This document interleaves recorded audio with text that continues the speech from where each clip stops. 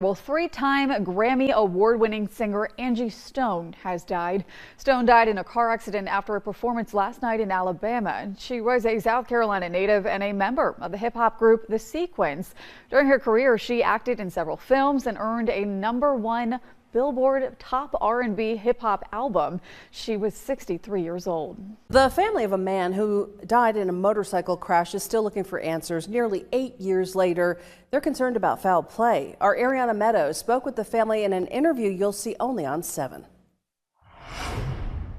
It's been 8 years since the Earl family last saw their son, brother, nephew, cousin, and father, Millard Earl Jr. It's draining me, every year. It get worse.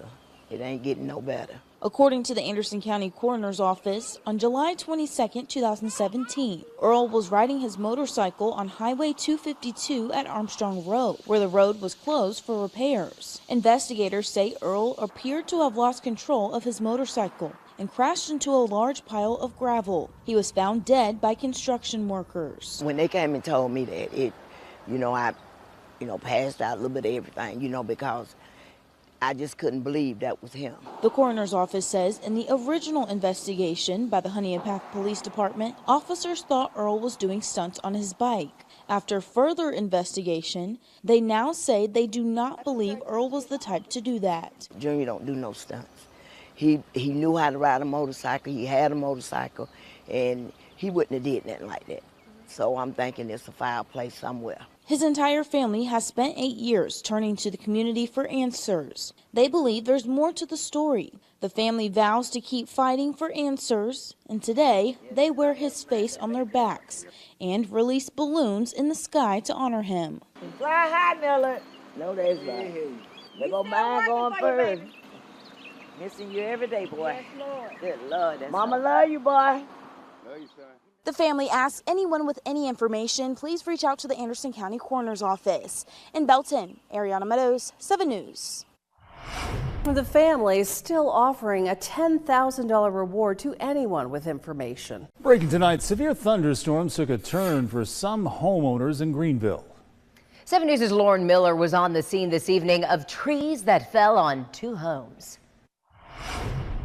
This scene came as a complete shock to the neighbors here on West Parker Road. At least 2 trees have fallen on 2 mobile homes, and the neighbor who lives in this one says it's destroyed part of her home. This tree right here is through the living room, down into the living room, and the base of it is through the back. The windows busted out, the roof is caved in. It's a lot of damage. It's not what Brandy Hawkins expected when she came home. I was actually out doing some DoorDash. I just pulled up and I seen the tree across the house. Panic. Are my animals okay? I mean, yes, it's my home, but are my animals okay? Everyone was okay.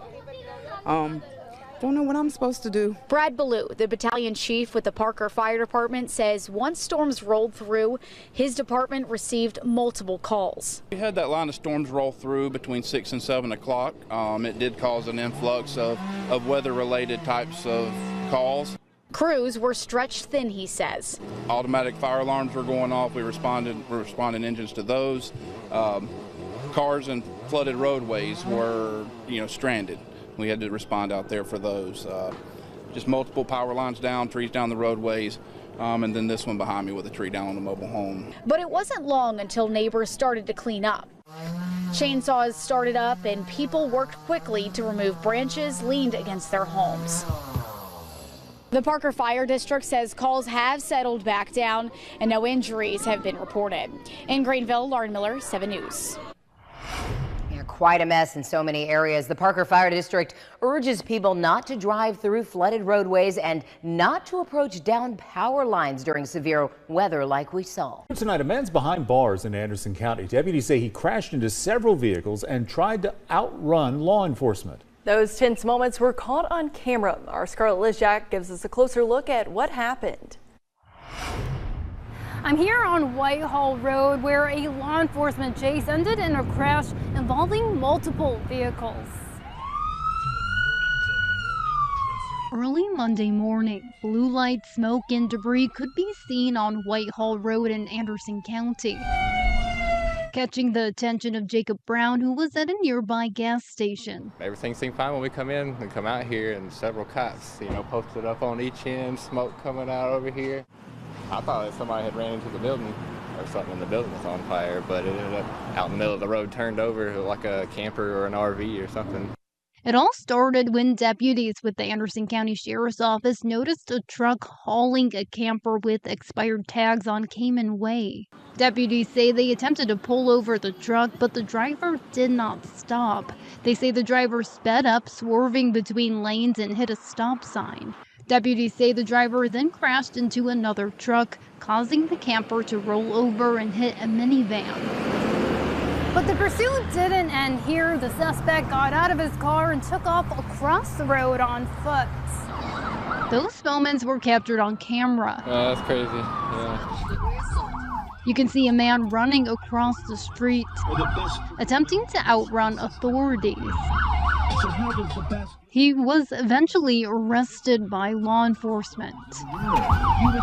Brown tells us he wasn't surprised when he found out what happened. Honestly, that's just Anderson nowadays. It seems like it's getting more and more crowded every day. Traffic's getting worse. So it seems like we get a little bit more of that every day. Authorities identified the suspect as Alston Jordan. In Anderson County, Scarlett Lisjak, 7 News. Authorities say Jordan faces multiple charges and could face additional charges from the South Carolina Highway Patrol. Breaking news now, a fatal motorcycle crash occurred Saturday night on John B. White Sr. Boulevard in Spartanburg. The Spartanburg County Coroner's Office says 30-year-old Fernando Ortiz died at the scene after losing control and striking a utility pole. The Spartanburg City Police Department's Traffic Division is leading the investigation. A forensic exam is scheduled for Monday. Also breaking, the Greenville downtown airport says a pilot is hurt after a small plane crash. 7 News' Taylor Farmer joins us live now with the latest. Taylor, what can you tell us? We're here at the Greenville downtown airport where officials here tell me a small engine plane crashed shortly after takeoff. We do want to show you how far that plane got.